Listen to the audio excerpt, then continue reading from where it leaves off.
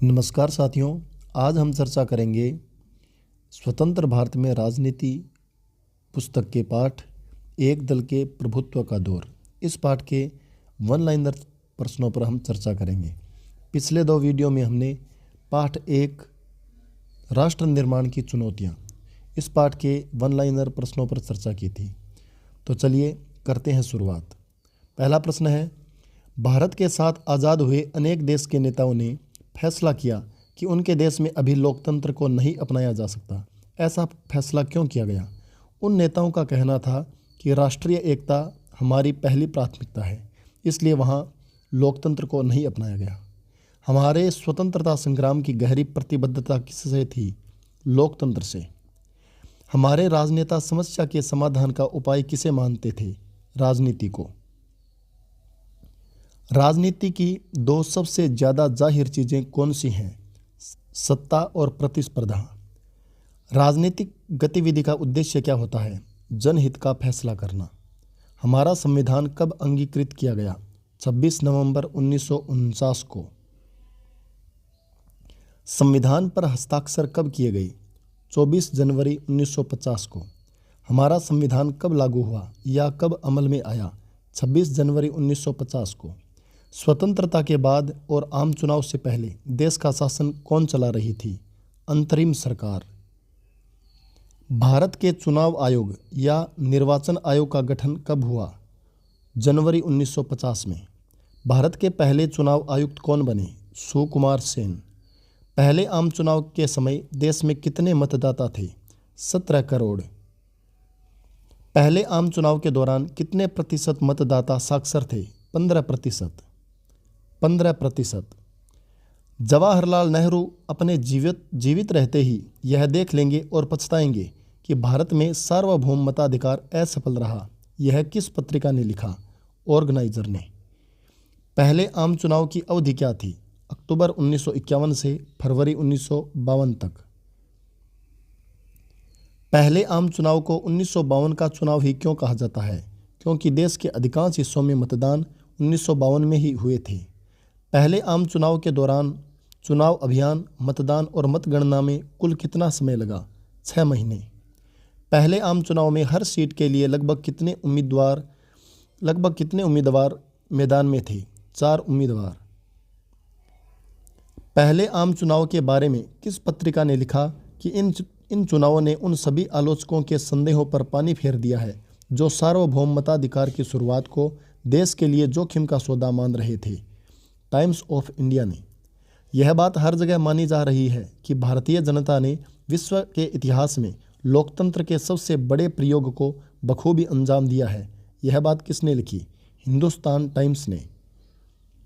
भारतीय राष्ट्रीय कांग्रेस का लोक प्रचलित नाम क्या था? कांग्रेस पार्टी। कांग्रेस पार्टी को किसकी विरासत हासिल थी? स्वाधीनता संग्राम की। कांग्रेस पार्टी के सबसे लोकप्रिय नेता कौन थे? जवाहरलाल नेहरू। कांग्रेस को पहले आम चुनाव में 489 सीटों में से कितनी सीटें मिली? 364 सीटें। पहले आम चुनाव में सीटों के मामलों में दूसरे नंबर पर कौन सी पार्टी रही? भारतीय कम्युनिस्ट पार्टी। इसको 16 सीटें पहले आम चुनाव में मिली थी। पहले आम चुनाव के बाद पहले प्रधानमंत्री कौन बने? जवाहरलाल नेहरू। पहले आम चुनाव में कांग्रेस की जीत को अलग से बढ़ावा किस कारण मिला? हमारी चुनाव प्रणाली के कारण। 1952 के आम चुनाव में कांग्रेस पार्टी को कितने प्रतिशत वोट और कितनी प्रतिशत सीटें मिली? 45% वोट और 74% सीटें। पहले आम चुनाव में वोट हासिल करने के लिहाज से दूसरे नंबर पर कौन सी पार्टी थी? Socialist party. इसको 10% वोट मिले थे। हमारे देश की चुनाव प्रणाली में किस तरीके को अपनाया गया है? सर्वाधिक वोट पाने वाले की जीत। किन देशों के संविधान में सिर्फ एक ही पार्टी को देश के शासन की अनुमति दी गई है? चीन, क्यूबा और सीरिया। सैन्य उपायों के चलते एक पार्टी का प्रभुत्व किन देशों में कायम हुआ? म्यांमार, बेलारूस और इरिट्रिया। बाकी देशों में एक पार्टी के प्रभुत्व और भारत में एक पार्टी के प्रभुत्व के बीच क्या अंतर है? बाकी मुल्कों में एक पार्टी का प्रभुत्व लोकतंत्र की कीमत पर कायम हुआ, जबकि भारत में एक पार्टी का प्रभुत्व लोकतांत्रिक स्थितियों में कायम हुआ। दक्षिण अफ्रीका में रंग भेद की समाप्ति हेतु संघर्ष करने वाली पार्टी कौन सी थी? African national Congress. भारत में एक पार्टी का प्रभुत्व किस पार्टी से मिलता है? अफ्रीकन नेशनल कांग्रेस से। कांग्रेस की स्थापना कब हुई? 28 दिसंबर 1885 को। कांग्रेस को असाधारण ताकत किस कारण मिली? गठबंधनी स्वभाव के कारण। गठबंधन की विशेषता क्या होती है? सुलह समझौते के रास्ते पर चलना और सर्वसमावेशी होना गठबंधन की विशेषता होती है। गुट से क्या तात्पर्य है? पार्टी के अंदर मौजूद विभिन्न समूह गुट कहे जाते हैं। कांग्रेस की अधिकतर प्रांतीय इकाइयां कैसे बनी थी? विभिन्न गुटों को मिलाकर। कांग्रेस प्रणाली से क्या तात्पर्य है? चुनावी प्रतिस्पर्धा के पहले दशक में कांग्रेस ने शासक दल की भूमिका निभाई और विपक्ष की भी। इसी कारण भारतीय राजनीति के इस कालखंड को कांग्रेस प्रणाली कहा जाता है। हमारी शासन व्यवस्था के लोकतांत्रिक चरित्र को बनाए रखने में निर्णायक भूमिका किसने निभाई? विपक्षी दलों ने। शुरुआती सालों में कांग्रेस और विपक्षी दलों के नेताओं के बीच कैसा संबंध था? पारस्परिक सम्मान का। स्वतंत्रता की उद्घोषणा के बाद अंतरिम सरकार ने देश का शासन संभाला था। इसके मंत्रिमंडल में कौन से विपक्षी नेता शामिल थे? डॉक्टर भीमराव अंबेडकर और श्यामा प्रसाद मुखर्जी। जवाहरलाल नेहरू किस पार्टी के प्रति सम्मान रखते थे? सोशलिस्ट पार्टी के प्रति। जवाहरलाल नेहरू ने सरकार में शामिल होने का न्योता किस समाजवादी नेता को दिया? जयप्रकाश नारायण को। राष्ट्रीय आंदोलन की अगुवाई किसने की? कांग्रेस ने। आज़ादी की लड़ाई में मुख्य भूमिका किसने निभाई? कांग्रेस ने।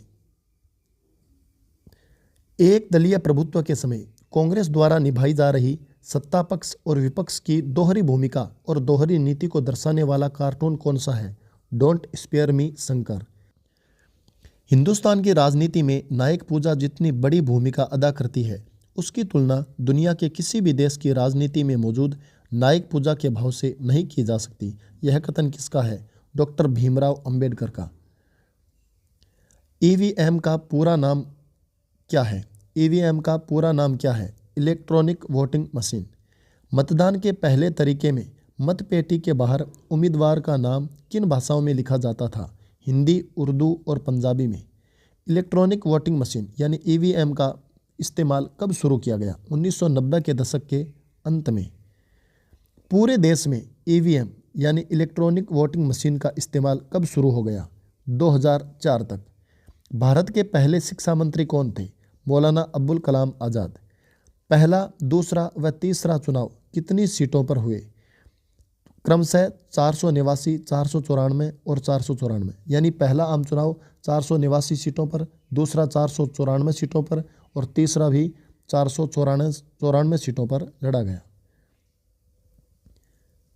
पहला आम चुनाव 1952 में, दूसरा 1957 में और तीसरा 1962 में हुआ। इन चुनावों में कांग्रेस को कितनी सीटें मिली?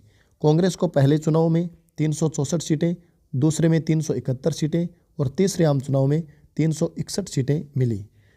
पहले, दूसरे और तीसरे आम चुनावों में कांग्रेस के बाद सर्वाधिक सीटें कम्युनिस्ट पार्टी को मिली। इस पार्टी को तीनों चुनावों में कितनी सीटें मिली?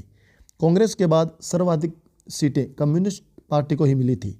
कम्युनिस्ट पार्टी को पहले आम चुनाव में 16 सीटें, दूसरे में 27 सीटें और तीसरे में 20 सीटें मिली थी।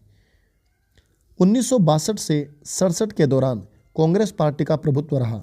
इस दौर में जम्मू और कश्मीर में किस पार्टी की सरकार थी? नेशनल कॉन्फ्रेंस की। 1957 से 59 के दौरान केरल में किस पार्टी की सरकार थी? केरल डेमोक्रेटिक लेफ्ट फ्रंट की। नेफा का पूरा नाम लिखिए। उत्तर पूर्व फ्रंटियर एजेंसी। भारत की पहली स्वास्थ्य मंत्री कौन थी? राजकुमारी अमृत कौर। राजकुमारी अमृत कौर का संबंध कहाँ से है? कपूरथला, पंजाब से। संविधान में सभा में कुल कितनी महिलाएं पहुंची थी? 15 महिलाएं। संविधान सभा में शामिल होने वाली किन्हीं 4 महिलाओं के नाम बताइए। राजकुमारी अमृत कौर, विजय लक्ष्मी पंडित, सुचिता कृपलानी और सरोजिनी नायडू। मार्च 1957 में केरल में हुए विधानसभा चुनाव में किस पार्टी को सबसे ज़्यादा सीटें मिली? कम्युनिस्ट पार्टी को। कम्युनिस्ट पार्टी को 1957 के केरल विधानसभा चुनाव में कितनी सीटें मिली? 126 में से 60 सीटें। तो साथियों, ये थे एक दल के प्रभुत्व का दौर, इस पाठ के कुछ प्रश्न। अगले वीडियो में हम इसी पाठ के बाकी बचे हुए प्रश्नों को आपके सामने लेकर आएंगे और अगले वीडियो में हम इस पाठ को पूरा कर लेंगे। फिर आगे आने वाले सभी वीडियो में हम इसी प्रकार प्रत्येक पाठ के प्रश्न आपको उपलब्ध करवाएंगे। तो साथियों, आज की सामग्री आपको कैसे लगी आप कमेंट करके ज़रूर बताएं। मिलते हैं अगले वीडियो में इसी पाठ के बाकी प्रश्नों के साथ। तब तक के लिए धन्यवाद।